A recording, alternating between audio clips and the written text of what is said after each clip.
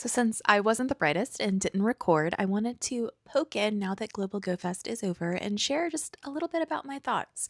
A little yap sesh, if you will.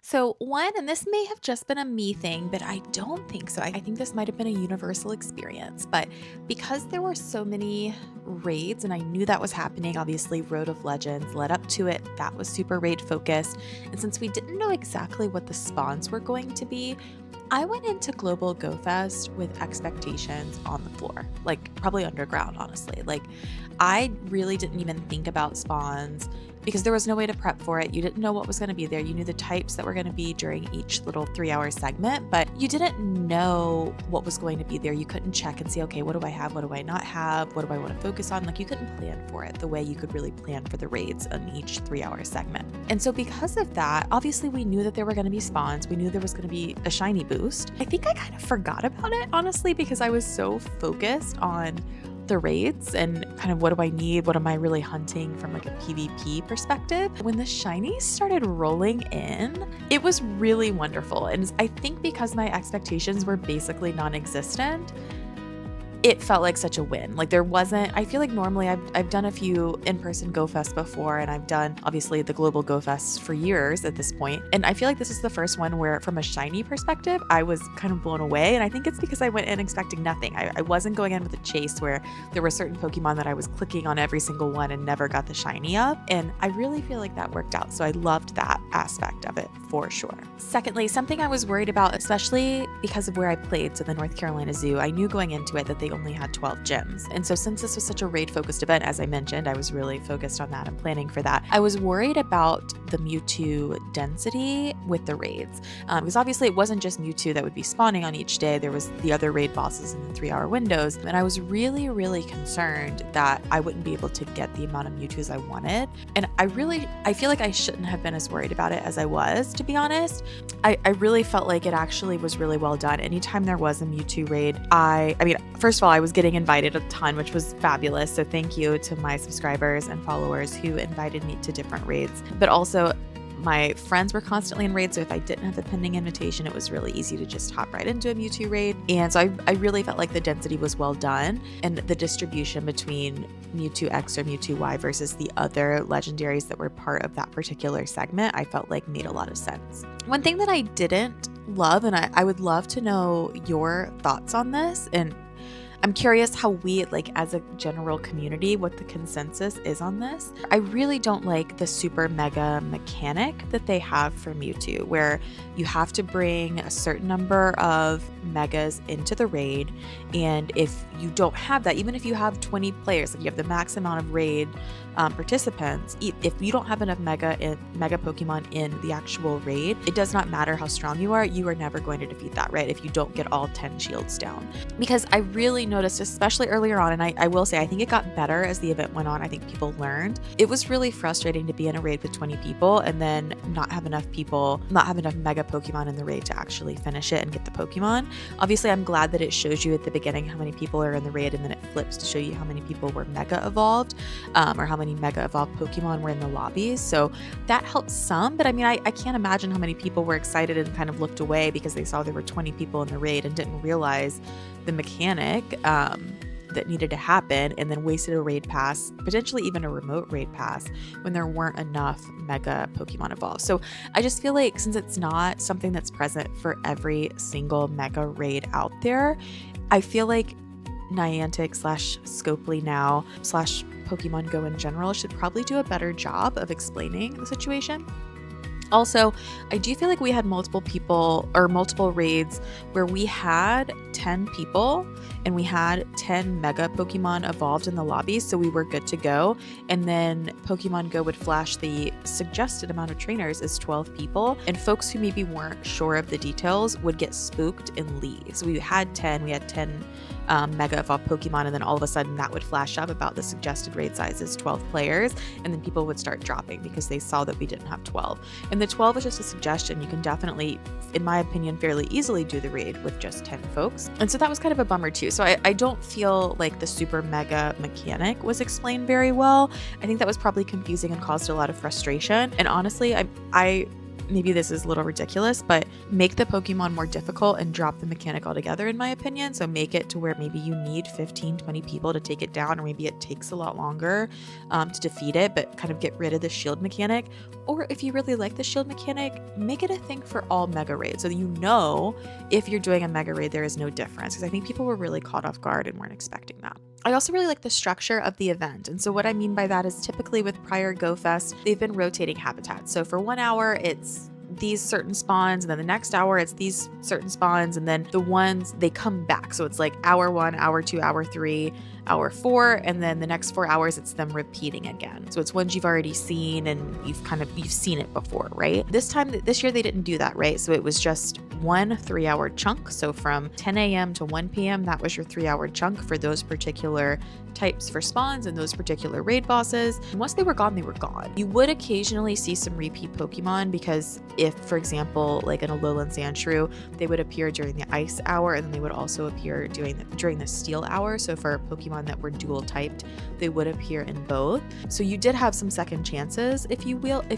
But I really liked the one and done rather than the repeats. I think the repeats make it feel like a smaller event, because basically you're halfway through and at that point you've seen everything.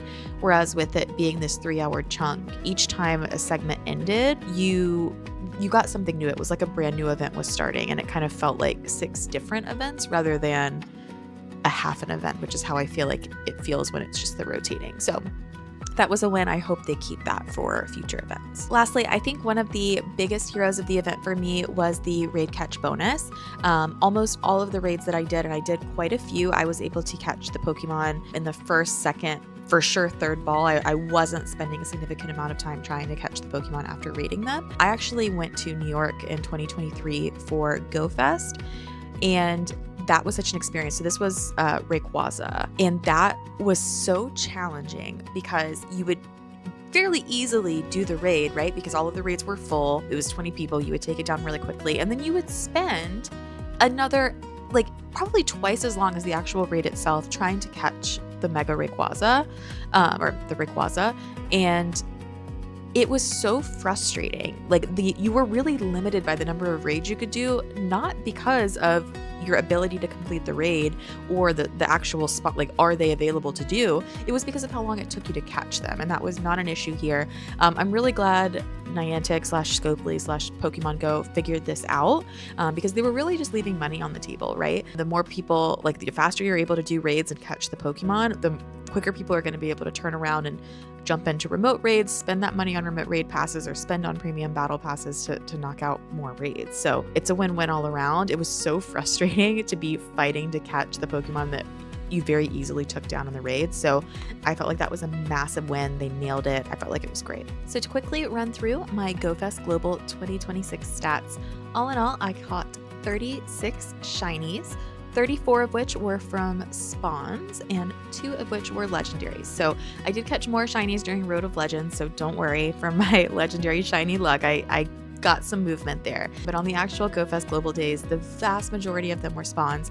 As I mentioned, my expectations were 0 from a spawn perspective, so that was really, really exciting for me, and I think contributed to why I felt like the event did so well. And I know I also talked about Mewtwo spawn density, so I was able to do 34 Mewtwo raids, and only 1 of the 34 was shiny, which is still within the bounds. I think maybe slightly unlucky because it's 1 in 20, right? So I was approaching 40. Maybe you would think maybe I would have had 2 shiny. So all in all, it's not outside the bounds of what's considered normal. And I did also get a hundo, so a 4-star background Mewtwo, but that particular Mewtwo was not shiny. So didn't get the shundo, but that's all right. We take it for sure, especially with the background, which is really cool with the DNA helix. I personally felt like, and this is just purely based on anecdotal evidence, I'm thinking through the last time Mewtwo was in the game, and it felt to me like the shiny rates for Mewtwo specifically, so not for other legendaries and not for spawns, but for Mewtwo specifically,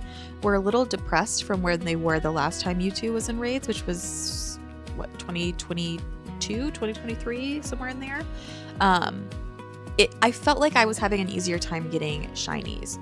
Shiny Mewtwo specifically then. So I don't know if that's the case. I don't know if maybe I just had a little bit of bad luck. Obviously I had great luck from the 4-star. From a background perspective, I do not mean to complain. I am personally feel like my Global Go Fest experience was a roaring success, but I'm curious if others felt that way too. So yeah, let me know what you think and what your experience was like. In terms of my favorite shiny, so I mean, luckily for me, I did have a few repeats that I've had from prior comm days, prior Go Fest. So for those, great remote trade bait. I am really big on remote trading. So if we are not friends, drop your friend code below. I would love to be friends, work towards forever friends with you. It's great to kind of fill out your shiny Pokédex, get regionals from areas you may not have visited before, without having to meet up in person at Global Go Fest and things like that. But so I'm really excited to be able to flesh out the Pokemon that I have tagged for remote trading.